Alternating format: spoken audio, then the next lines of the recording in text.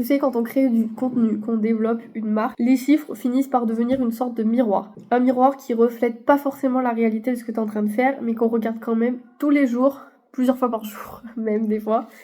Les vues, les abonnés, les ventes, les likes, les collaborations, c'est devenu notre façon en fait de mesurer notre réussite. Et pourtant, il y a un moment où tu réalises que ces chiffres-là, ils ne disent pas toujours la vérité. Tu peux avoir 500 abonnés, mais changer la vie de seulement 10 personnes. Et tu peux avoir 50 000 abonnés sans réellement toucher aucune personne.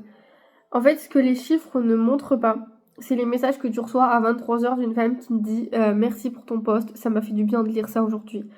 Ce que les chiffres ne vont pas te montrer non plus, c'est la fierté que tu ressens quand tu as terminé un projet ou la sérénité que tu gardes en travaillant à ton rythme. Les chiffres, c'est juste du bruit.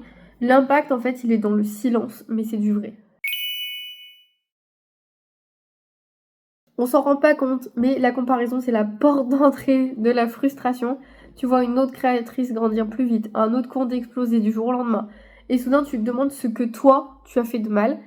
Mais tu ne vois qu'un extrait, en fait. Tu vois jamais tout ce qui s'est passé derrière. Tu vois pas les années de travail qu'elles ont mis. Tu vois pas les nuits sans sommeil, les douces et les renoncements aussi. Alors quand tu compares ton chapitre 3 à quelqu'un qui est déjà au chapitre 12, eh bien peut-être que tu devrais déjà te concentrer sur ta propre histoire. Le seul repère qui compte, c'est ta progression à toi.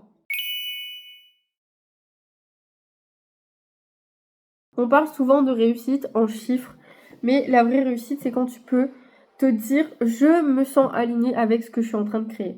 C'est quand tu te réveilles le matin avec de l'énergie et que tu ressens plus cette pression d'en faire toujours plus. Le succès, c'est savoir dire non à ce qui te ressemble pas, c'est avoir le temps de dîner avec ta famille et c'est ne plus avoir peur de ralentir aussi. Parce qu'un projet qui marche, c'est pas celui qui va faire le plus de bruit, c'est celui qui te rend heureuse sans te vider. Les réseaux, en fait, te donnent une illusion du contrôle, mais les algorithmes changent tout le temps, les tendances passent et les chiffres montent et redescendent sans logique. Et si tu bases ta valeur uniquement sur ça, tu finiras toujours par douter de toi-même, mais ton talent, ton message et ta sincérité, ça, personne ne peut le désactiver. Alors recentre-toi sur ce que tu peux maîtriser, ta constance, ton intention, ton authenticité. Le reste, en fait, c'est juste du décor. On sous-estime beaucoup la puissance des petits pas. Une abonnée en plus, une vente en plus, une personne qui t'écrit « je te suis depuis le début ». Ce sont ces moments-là en fait qui vont bâtir ta marque et ce sont eux le vrai carburant. Alors au lieu d'attendre le grand succès, apprends à aimer ton chemin. Chaque petite victoire compte et plus tu vas les voir et plus tu vas avancer avec légèreté.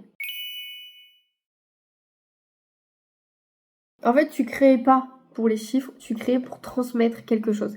Tu montes pas une marque pour plaire à un algorithme, tu la montes pour changer quelque chose. Dans ton quotidien, dans la vie des autres femmes, ou juste dans ta façon d'être au monde. Et ça, aucun chiffre ne pourra le mesurer. Apprendre à se détacher des chiffres, c'est pas renoncer à la croissance, c'est choisir la croissance juste.